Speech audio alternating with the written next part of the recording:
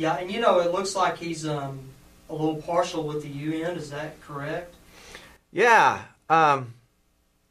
It's interesting that he would vote against getting out of the UN. I don't know his reasons for that, but I'll tell you this: I would vote for America to be removed from the UN altogether. Now, let me ask you a question. I thought the UN was a good thing where we're united with all the other nations and that we're kind of scratch each other's back and we do something good for them and they do something good for us. And what are there dangers with being in the UN? I thought that was a great thing.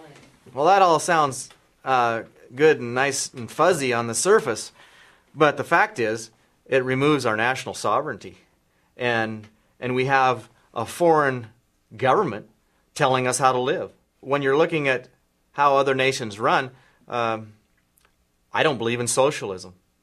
I believe in the United States Constitution. I believe in people's inalienable rights, and quite frankly, the UN doesn't believe that. Well, what is wrong with socialism? Socialism is, well, you end up with there's no incentive to thrive. It's kind of a lack of passion type of life. Just an example of what happens in socialism. There's a professor, and he's teaching a class, and he lectures all week, and he gives a test at the end of the week. And there's students that get 95s, there's students that get 100, there's students that get 80, there's students that get 70s. Well, the professor decides, I'm going to be nice and I'm going to just give everybody an 80. Well, most of the class is all fired up, happy about that because they got a better grade than they should have got. But the people that got 95s and 100s, they're like, that's kind of frustrating. What did I work for? And so they kind of lose their fire. And the teacher continues to teach and lectures all week. And we have another test the next week. Well, the students that got 95s and 100s, they got 90s and 80s. And then there's some students that got 70s and 60s. Well, the teacher decides, well, I'm going to be nice, and I'm going to give everybody a 75.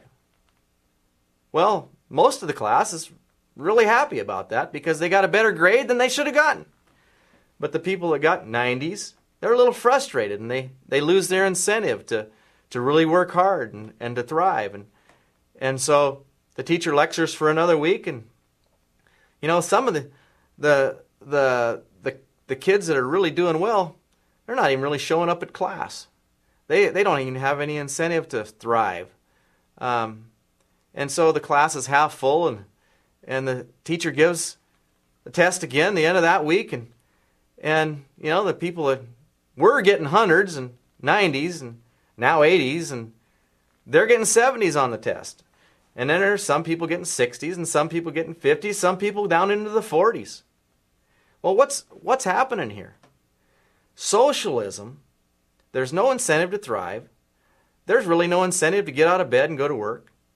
And the whole society just starts to degrade and drop. And now, is there proof of that? Is there proof of that? Well, we've seen it in societies in our history. Russia tried it for some time. Romania tried it for some time. And when I lived in Alaska, my kids were in a private Christian school there, and they had chapel day every Wednesday. And one of the pastors from Ketchikan went to Russia on a mission over there.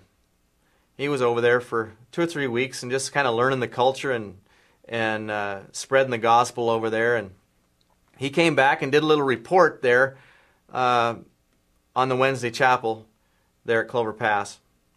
And it was really interesting to hear him speak. And this is what he said. He says, Russia, they're inviting me into the schools, and they want Bibles, and they're just soaking up what I had to say, and they were actually fighting over me within the schools. I want you to come here next, and I want you to come here next.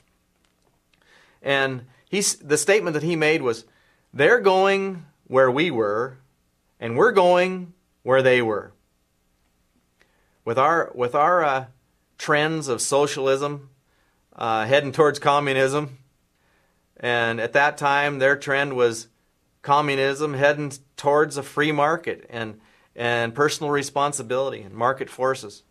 And I can feel us going with this last shock for me, with this healthcare bill that was passed.